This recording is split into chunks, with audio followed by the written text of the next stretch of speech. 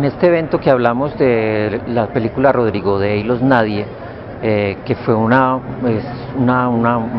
feliz iniciativa porque era necesario hablar de estas dos películas que con una diferencia de 28 años retrataron la ciudad, retrataron una generación, retrataron la música que conectaba tanto a la ciudad con esta generación. Es muy importante las lecturas que se pueden hacer de ellas con esa distancia, sobre todo lo que las conectan más que lo que las diferencia.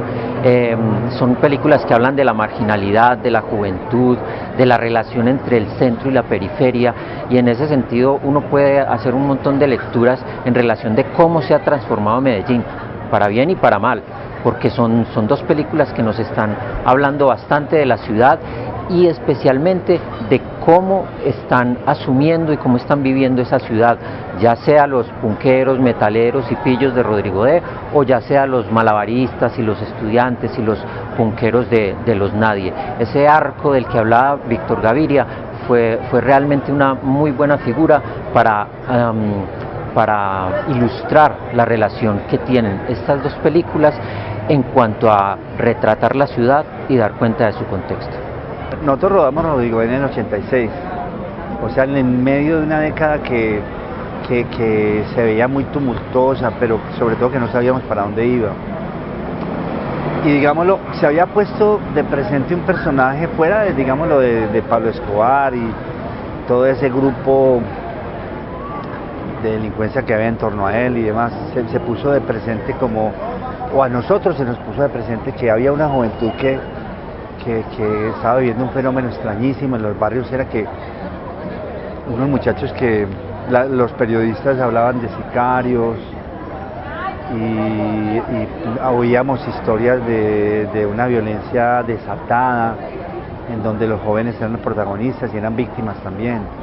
Entonces no sé por qué nos vimos como necesitados de hacer la película y de hablar con estos muchachos, ¿no? Es como evidente que hay como un diálogo interesante entre Rodrigo D., entre Los Nadie, que hablan de cómo es la ciudad, cómo se vive, cómo la viven los jóvenes y cómo esa violencia está implícita en la cotidianidad de los personajes.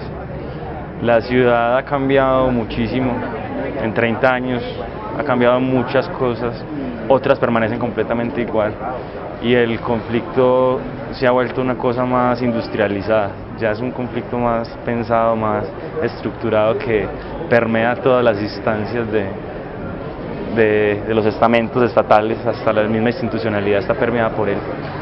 Entonces, la película no va mucho de eso, pero sí da cuenta de cómo la violencia está en nuestra cotidianidad, cómo de alguna forma la asumimos como algo normal, y asumimos como algo normal esquivarla, saber por dónde no meternos, y cómo eso también a su vez es una forma de violencia dentro de nuestra vida, ¿cierto? Hablando en términos generales, creo que el cine desde que exista ha acompañado a la humanidad en sus derrotas, en sus euforías, en cualquier momento de su existencia. Pero hablando un poco más en términos concretos, en el caso de Colombia, creo que esa etapa es la hora del cine, creo yo, ¿no? O sea, no creo que haya un cine de transición o un cine de post-conflicto, sino solo hay buen cine y mal cine, ¿no? Sin embargo, yo creo que la nueva era, digamos, que se va abriendo en Colombia, crea mucho más posibilidades de hacer películas. O sea, hay más posibilidades de llegar a los lugares, tal vez muchísima gente está más dispuesto a hablar que antes.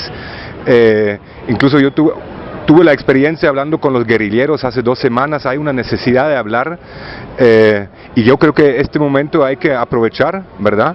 Y bueno, de todas maneras, creo que Colombia tiene mucho que contar y apoyar a este mundo. Yo creo que todas esas sociedades que han vivido ese proceso, surgió un cine muy interesante y muy importante, no solamente para recuperar la memoria, sino para enriquecer la actualidad y el debate en general y para las futuras generaciones.